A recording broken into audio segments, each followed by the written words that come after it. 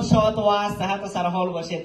وطندار عزیز، در یک محفل زیبا و با شکوه که مطمئنا تمام ویدیوها را شما دیدید، ما قرار داریم که به مناسبت جشن بازگشت تیک تاک شایرجان و شایرجان نازنین هست که از طرف دفتر تیزهوشان با همه زحمت‌هایی را که اینا شبانه روزی کشیدن توانستن که تیک تاکش دوباره به دسترسش قرار بدن و تمام دوستا با هم یک جا شدیم و خوشی شایرجان با هم جشن گرفتیم و مبارز کفشانی و شایرجان کفشانی تحفه های بسیار خوب و ارزشمند که یک مطبوع بسیار زیبا و یک تنگیز فوق العاده یک رقم مسادت رو برشان اهدا کردن.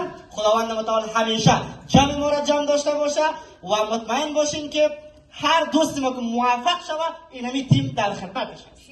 درست؟ اینال یک کار تو خدا کنه چون صحبت ها خیلی زیاد شد قار رشید دیگه آره فقط انونس اول تبدی که قسمت کل ما شما باید پخش کنیم. درست است؟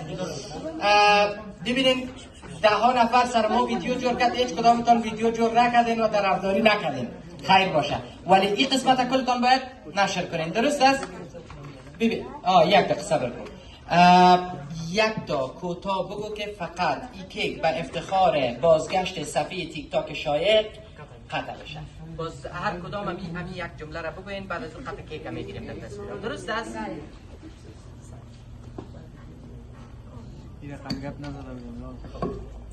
دوستای گل، دوستای نازنین، اینمی کیک مزه‌دار به افتخار بازگشت دوباره تیک تاک شایرجان قطع میشد در کنار تمام این دوستای خوب و نازنین.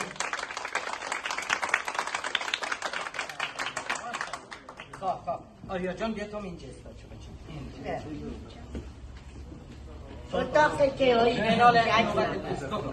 تو میکروفون صحیح بگو ما نمی‌ذارم. رسیدیم به جذاب‌ترین قسمت برنامه و این قسمت برنامه چیزی نیست جز توته کردن کیک. بریم که کیک با هم توته کنیم. کف بزنین به افتخاره.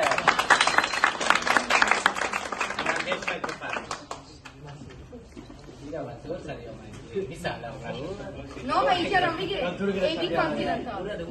آماده؟ با مایکت کدام است؟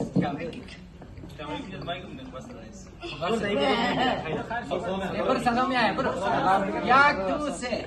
خب دوستای عزیز، حالا رسیدیم به قسمت توته کردن کیک دیگه. بریم با هم کیک توته کنیم. نه با جشن بازگشت صفحه تیک تاک شایرجان است و کیک قطع میکنیم. آماده هستین؟ یک دو سه. دوستای عزیز، جشن بازگشت اکانت فیسبوک